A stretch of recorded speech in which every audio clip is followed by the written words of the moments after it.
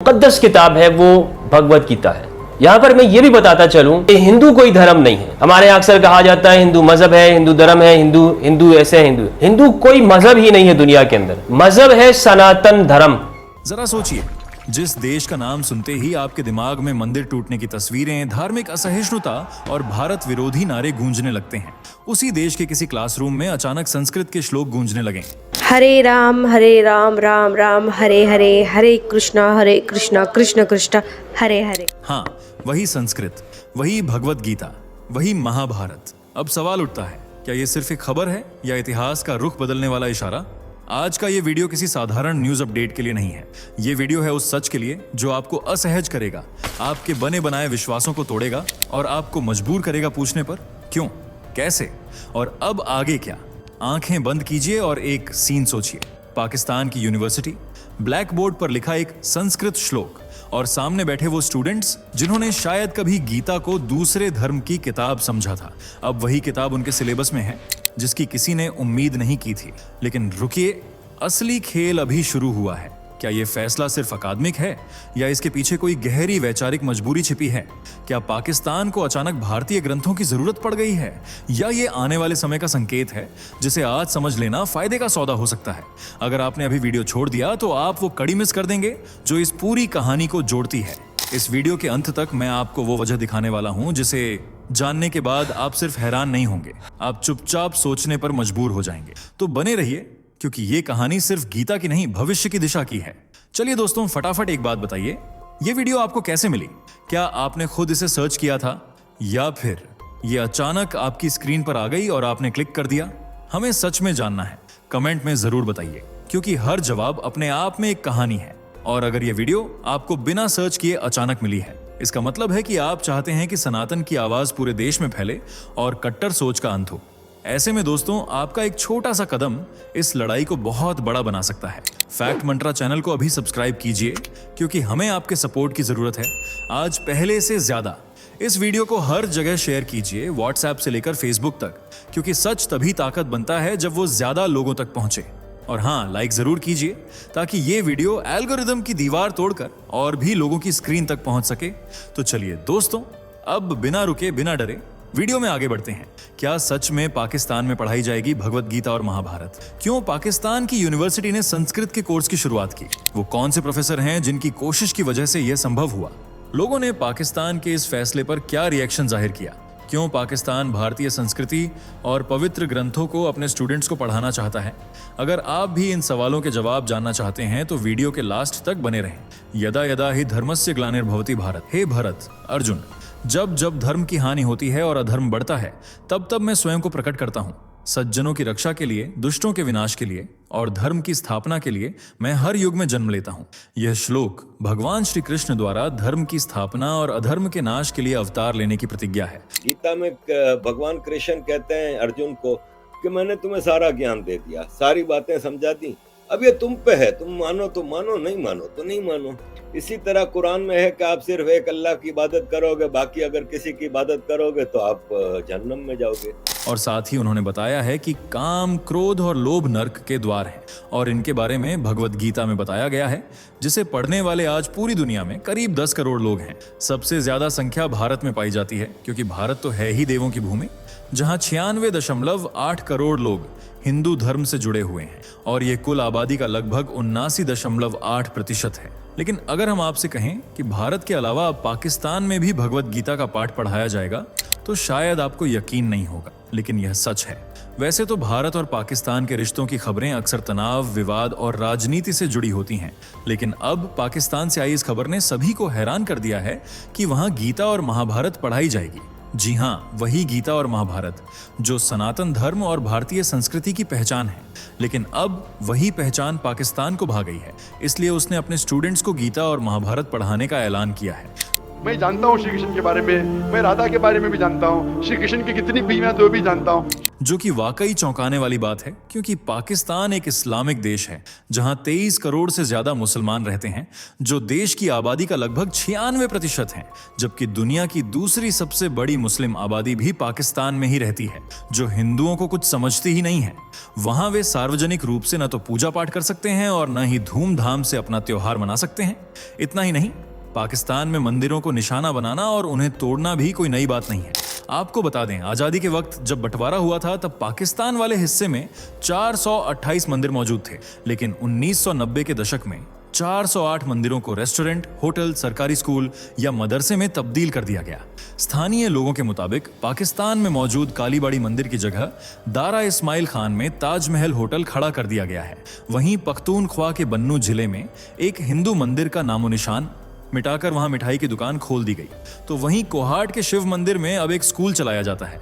पाकिस्तान में मंदिरों की संख्या में इस तरह की गिरावट चौंकाने वाली बात है, क्योंकि अभी हाल ही में एक रिपोर्ट पेश की गई थी जिसमें साफ तौर पर बताया गया कि 1817 मंदिरों और गुरुद्वारों में से केवल 37 ही कार्यात्मक बचे हैं। यानी इन 37 धार्मिक स्थलों में ही पूजा पाठ की जाती है, जबकि बाकी या तो ध्वस्त कर दिए गए या फिर वे सरकार की लापरवाही की वजह से खुद ही ढह गए। इसी वजह से अब पाकिस्तान में मंदिरों की संख्या और हिंदुओं की आबादी की संख्या भी कम हो गई है।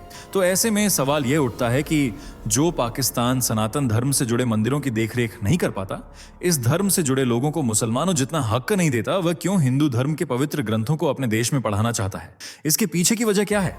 ये जानने से पहले फटाफट से वीडियो को लाइक और शेयर कर दीजिए। दोस्तों, पाकिस्तान की लाहौर यूनिवर्सिटी का नाम तो आप सभी ने सुना ही होगा। अब उसी यूनिवर्सिटी के क्लासरूम संस्कृत के श्लोकों से गूंजने वाले हैं। पाकिस्तान की Lahore university of management sciences LUMS में संस्कृत पढ़ाई जाएगी। साथ ही भगवत गीता और महाभारत का अध्ययन भी कराया जाएगा, जिसकी वजह है एक वीकेंड वर्कशॉप। दरअसल LUMS ने क्लासिकल भाषाओं में 4 क्रेडिट कोर्स शुरू किए थे, जिसमें स्टूडेंट्स, रिसर्चर्स और भाषा में रुचि रखने वालों ने हिस्सा लिया था। इस दौरान संस्कृत को लेकर काफी रुचि देखने को मिली। ऐसे में कॉलेज प्रशासन यह सोचने पर मजबूर हो गया कि संस्कृत को रेगुलर सिलेबस में जगह मिलनी ही चाहिए। इसलिए पाकिस्तान में पहली बार संस्कृत की पढ़ाई शुरू हो रही है। आने वाले दिनों में पाकिस्तान के कॉलेजों में महाभारत और भगवत गीता को गंभीरता और सम्मान के साथ पढ़ाया जाएगा। वहीं अब LUMS महाभारत और गीता पर नए कोर्स शुरू करने की तैयारी कर रहा है। बता दें, गुरमानी सेंटर के डायरेक्टर डॉक्टर अली उस्मान कासमी ने कहा है कि उन्हें उम्मीद है इससे मोमेंटम बनेगा और 10-15 साल में हम पाकिस्तान में भी महाभारत और गीता के स्कॉलर्स देख पाएंगे। इसके अलावा डॉक्टर बॉस अली उस्मान कासमी ने यह भी बताया कि पाकिस्तान में पंजाब यूनिवर्सिटी की लाइब्रेरी में संस्कृत की किताबें और ग्रंथ रखे हुए हैं। यहाँ तक कि संस्कृत में लिखे पत्ते भी लाइब्रेरी में मौजूद हैं। लेकिन 1947 के बाद से किसी भी पाकिस्तानी एकेडमिक ने इस कलेक्शन से कोई काम नहीं लिया है। सिर्फ विदेशी रिसर्चर ही इसका इस्तेमाल करते हैं। लेकिन अब चीजें बदलने वाली हैं। पाकिस्तान स्थानीय स्कॉलरों को संस्कृत की ट्रेनिंग देगा। इसके बाद पाकिस्तान के लोग संस्कृत की इस धरोहर का इस्तेमाल कर सकेंगे। वहीं द ट्रिब्यून की एक रिपोर्ट के अनुसार पाकिस्तान में संस्कृत की पढ़ाई शुरू करने के पीछे सबसे बड़ा हाथ फॉर्मन क्रिश्चियन कॉलेज में सोशियोलॉजी के एसोसिएट प्रोफेसर शाहिद रशीद का है। उनका कहना है कि उन्होंने ही इस कोर्स को शुरू करने की पहल की और इसे एक छोटा लेकिन जरूरी कदम बताया, जो स्टूडेंट्स को दर्शन, साहित्य और आध्यात्मिक परंपराओं से जोड़ेगा। बता दें, LUMS के मुताबिक संस्कृत के लिए रशीद साहब के लंबे समय से चले आ रहे जुनून ने उन्हें कई साल तक अकेले इस भाषा में पढ़ाई करने के लिए प्रेरित किया। शाहिद रशीद ने खुद संस्कृत का अध्ययन किया है। उन्होंने ट्रिब्यून को बताया, मैं उनसे कहता हूं, हमें इसे क्यों नहीं सीखना चाहिए? ये पूरे इलाके को जोड़ने वाली भाषा है। संस्कृत के व्याकरणविद पाणिनि का गांव इसी इलाके में था। सिंधु घाटी सभ्यता के दौरान यहाँ बहुत कुछ लिखा गया था। संस्कृत एक पहाड़ की तरह है, एक सांस्कृतिक स्मारक। हमें इसे अपनाना होगा। यह हमारी भी है। ये किसी एक खास धर्म से बंधी नहीं है। जी हाँ दोस्तों, जिस तरह उर्दू भाषा को लेकर लोगों का यह मानना है कि यह मुस्लिम समुदाय के लिए ही बनी है या वही इसे बोलने के हकदार हैं, तो आपको बता दें कि उर्दू भारत की ही भाषा है। उर्दू की शुरुआत 12वीं शताब्दी में उत्तर भारत, मुख्य रूप से दिल्ली और उसके आसपास की स्थानीय बोलियों जैसे खड़ी बोली से हुई, जहां तुर्क और फारसी भाषी शासकों के आने के बाद अरबी, फारसी और तुर्की शब्दों के मेल से यह भाषा विकसित हुई, जिसे पहले हिंदवी, रेख्ता या ज़बान दिल्ली कहा जाता था और बाद में 18वीं सदी के अंत तक यह उर्दू के नाम से पहचानी जाने लगी। इसलिए अगर आप भी उर्दू को धर्म के आधार पर बांटते हैं तो आज से ही बंद कर दीजिए। क्योंकि उर्दू भारत की ही भाषा है जिसे बोलने या पढ़ने का अधिकार सभी को है। ठीक उसी तरह संस्कृत पर भी सभी का अधिकार है। इसी वजह से पाकिस्तान में अब संस्कृत के तहत भगवत गीता और महाभारत पढ़ाई जाएगी। हालांकि पहले उस्मान कासमी ने ऐसा नहीं सोचा था। बस उन्होंने शुरुआत में एक वीकेंड प्रोग्राम ऑफर किया था जो स्टूडेंट्स, रिसर्चर्स, वकीलों और एकेडमिक्स सभी के लिए 3 महीनों के लिए खुला था। लेकिन अच्छा रिस्पांस देखने के बाद इसे प्रॉपर यूनिवर्सिटी कोर्स बना दिया गया। भले ही स्टूडेंट्स की संख्या अभी भी कम है, लेकिन अगले कुछ सालों में यानी साल 2027 के स्प्रिंग तक संस्कृत को 1 साल के कोर्स के तौर पर पढ़ाया जाएगा। बता दें, इस वक्त LUMS के क्लासरूम संस्कृत के श्लोकों से गूंज रहे हैं। इसे पढ़ाने के लिए रशीद साहब ने FC कॉलेज से छुट्टी ली है और उन्होंने बताया कि जब वे अपने स्टूडेंट्स को संस्कृत की ग्रामर पढ़ा रहे थे तब कई स्टूडेंट्स यह जानकर हैरान रह गए कि उर्दू के इतने सारे शब्द संस्कृत से ही आए हैं। क्योंकि भारत और पाकिस्तान दोनों देशों के बीच आज भले ही राजनीतिक दूरियां बढ़ गई हों, ये दोनों एक दूसरे के दुश्मन बन गए हों, लेकिन इस बात से भी इनकार नहीं किया जा सकता कि दोनों देशों की संस्कृति एक ही बीज से उपजे हुए 2 पौधों की तरह है जिसमें समानता को कभी खत्म नहीं किया जा सकता। और बंटवारे से पहले उर्दू और संस्कृत को भी धर्म के आधार पर नहीं बांटा जाता था। लेकिन आजादी के बाद यह पहली बार है जब पाकिस्तान की किसी यूनिवर्सिटी में संस्कृत का कोर्स शुरू किया गया है और आने वाले समय में भगवत गीता और महाभारत की शिक्षा दिए जाने की तैयारियां भी जोरों शोरों से चल रही हैं।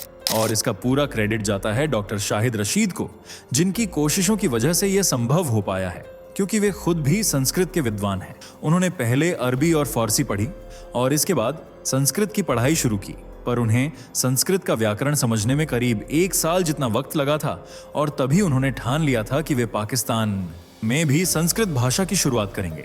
उनकी मेहनत रंग भी ले आई।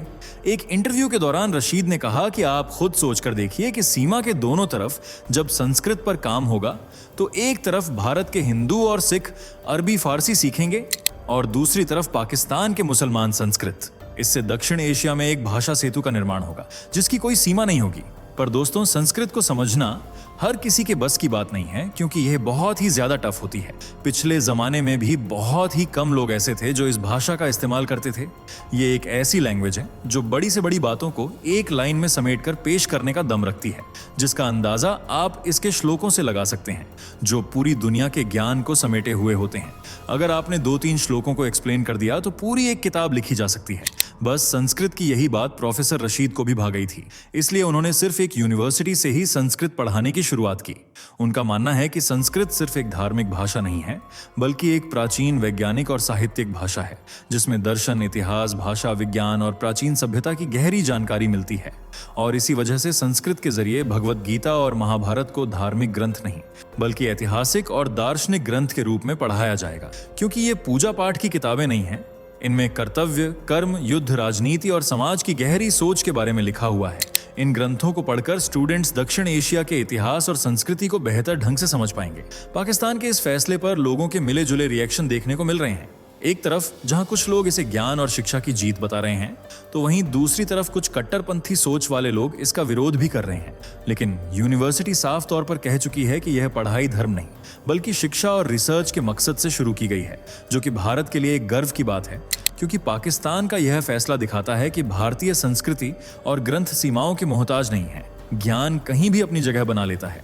तो जहां एक तरफ भारत और पाकिस्तान के रिश्तों में तनाव बना रहता है, तो वहीं पाकिस्तान की एक बड़ी यूनिवर्सिटी में अब गीता और महाभारत पढ़ाई जाएगी। शायद यही भारतीय संस्कृति की ताकत है। वैसे दोस्तों, आपको क्या लगता है, पाकिस्तान की यूनिवर्सिटी ने हिंदुओं के पवित्र ग्रंथ पढ़ाने का जो फैसला लिया है, क्या वह सही है या नहीं?